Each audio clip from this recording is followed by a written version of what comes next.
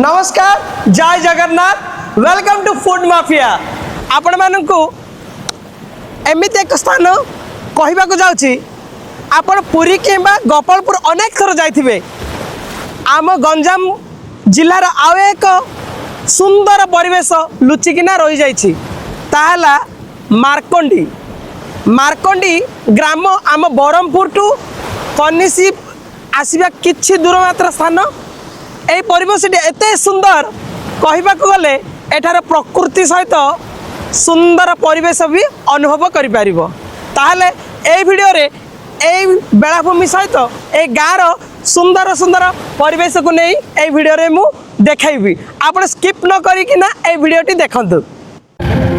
Hello guys वर्तमान मु visit करिया पे जाउछि मार्कंडी रास्तार दृश्य एते सुंदर भाई मन पूरा फ्रेश हो जाउछि।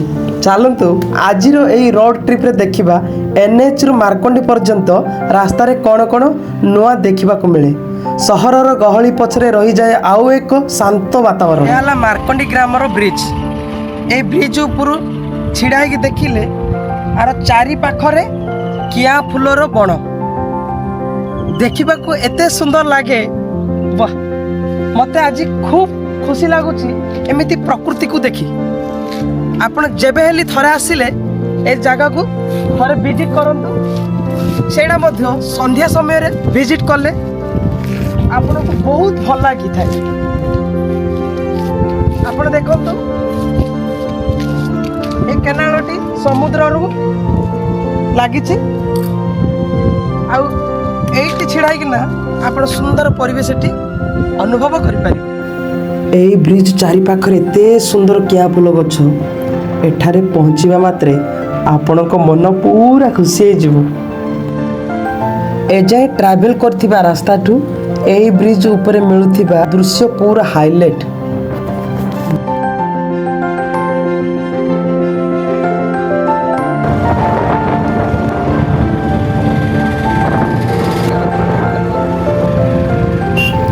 एही गाँ को एंट्री करिवा मात्रे प्रथम मिले एक अद्भुत शांति। ए गाँवर मुख्य परिचय समुद्रकूल और स्थानीय संस्कृति। गाँवर समुद्र जीवा रास्ता पूर्वर श्री नृसिंह ठाकुर मंदिर देखा पाऊ। देखंतु मंदिर बहुत बड़ मंदिर आ मंदिर परिसर देखंतु केते सुंदर है मंदिरटी। नृसिंह ठाकुर दर्शन सरला परे आमे पहुँची गलु समुद्र आड़ को सेठाकर देखा पाइली श्री मार्कंडेश्वर मंदिर। ए मंदिर हूँ बहुत पुरातन मंदिर ए मंदिर मध्य बहुत विख्यात अच्छी आमर ए मार्कंडी ग्रामर बहुत सुंदर मंदिर देखंतु। ए गाँ पूर्व दिगरे श्री मार्कंडेश्वर मंदिर देखा पाऊ।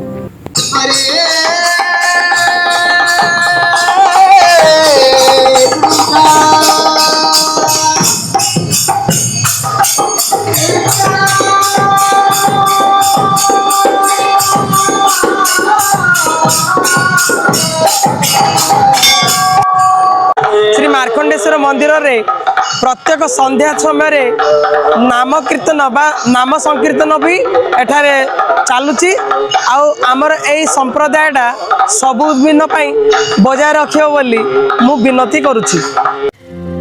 यहाँ पर आम पहुँची गलु ए गाँव ठाकुराणी मंदिर। ये हूँ आम मार्कंडी गाँव ग्राम देवी माता पोलामा देवी। मार्कंडी गाँव आउ एक बड़ आकर्षण होउछि सुबासित किया फूल।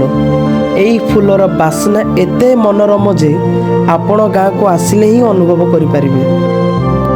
आपण देखुथिबे एडा हला किया फूल ए ग्रामर मत्स्यजीवी सहित किया फूलर चाहिदा बहुत अधिक मात्रा रे केते सुंदर है ए किया फूल कंपनी की जीव यार सुगंध बाहर करिकिना प्रोडक्ट तैयार करिवो।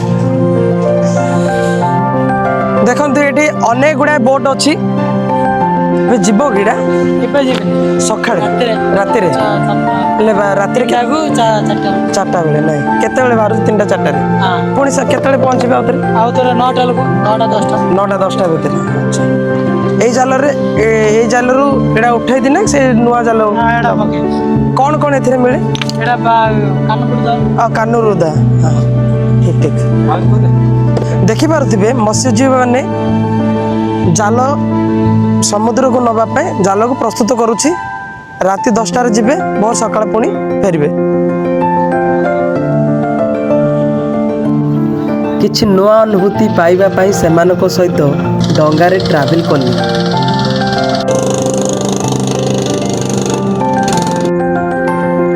ଏଠାକାର ମତ୍ସ୍ୟଜୀବୀ ଭାଇମାନଙ୍କ ଜୀବିକା ସକାଳୁ ଶୀଘ୍ର ଗଭୀର ସମୁଦ୍ରକୁ ଯାଇ ଢେଉ ସହ ଲଢ଼ି ତାଜା ମାଛ ଧରିବାରେ ଏମାନଙ୍କର ଦୈନନ୍ଦିନ ଜୀବନ।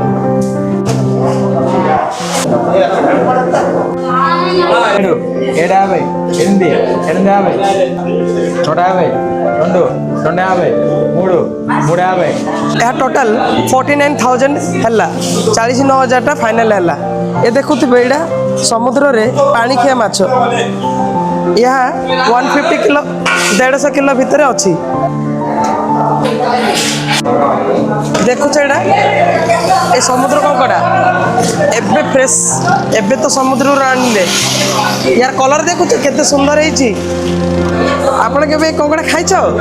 ଖାଇଛ ଯଦି କମେଣ୍ଟରେ ଜଣାନ୍ତୁ। ହେଲା ସମୁଦ୍ର ଚିଙ୍ଗୁଡ଼ି କେତେ ବଡ଼ ବଡ଼ ଦେଖୁଥିବ। ୟାର ଲମ୍ବା 2 ଫୁଟ ଉପରେ ଆଗା ଥିବ।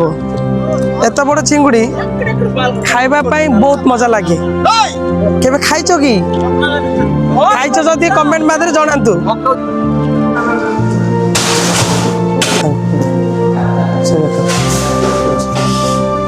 ଏଇଟା କୋଉ ମାଛ है ना? ଟେଙ୍କି ମାଛ। ଏଠି ଭିଜିଟ୍ କଲେ ଫ୍ରେଶ୍ ମାଛ ବି ଖାଇପାରିବ ଆପଣ। ଇଏ ଛୋଟଟା ଆର ଆହୁରି କେତେ ବଡ଼ ବଡ଼ ଅଛି। ମାଛ ପ୍ୟାକ୍ କରିକିନା ଆମର ବାଲୁଗାଁ ଆଉ ଆନ୍ଧ୍ର ବିଶାଖାପଟ୍ଟନମ ସବୁକୁ ଟ୍ରାନ୍ସପୋର୍ଟ ହୋଇଥାଏ। ଏଇଠୁ ଫ୍ରେଶ୍ ମାଛକୁ ବରଫ ଦେଇକିନା ପ୍ୟାକ୍ କରାହେଉଛି। ଏଇଟା ହେଲା କିଆଁ ଫୁଲ ବଣ।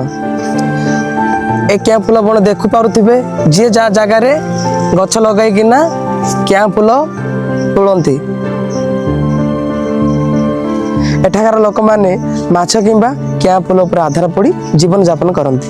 ତେବେ ଆପଣମାନଙ୍କୁ ଗଞ୍ଜାମରେ ଲୁଚି ରହିଥିବା ଏଇ ମାର୍କଣ୍ଡି ବେଳାଭୂମି କେମିତି ଲାଗିଲା ନିଶ୍ଚୟ କମେଣ୍ଟ ମାଧ୍ୟମରେ ଜଣାନ୍ତୁ। ଆଉ ଲାଇକ୍ କରନ୍ତୁ, ସବସ୍କ୍ରାଇବ୍ କରନ୍ତୁ, ଆଉ ତମର ସାଙ୍ଗସାଥି ମାନଙ୍କୁ ସେୟାର କରନ୍ତୁ। ଯେଉଁମାନେ ମାର୍କଣ୍ଡି ଗାଁକୁ ଯାଇକିନା ଭିଜିଟ୍ କରିଛନ୍ତି ସେମାନେ ମଧ୍ୟ କମେଣ୍ଟ କରିବାର ଭୁଲିବେନି। ଏତିକି ସମୟ ଦେଇଥିବାରୁ ଆପଣମାନଙ୍କୁ ବହୁତ ବହୁତ ଧନ୍ୟବାଦ। ଜୟ ଜଗନ୍ନାଥ।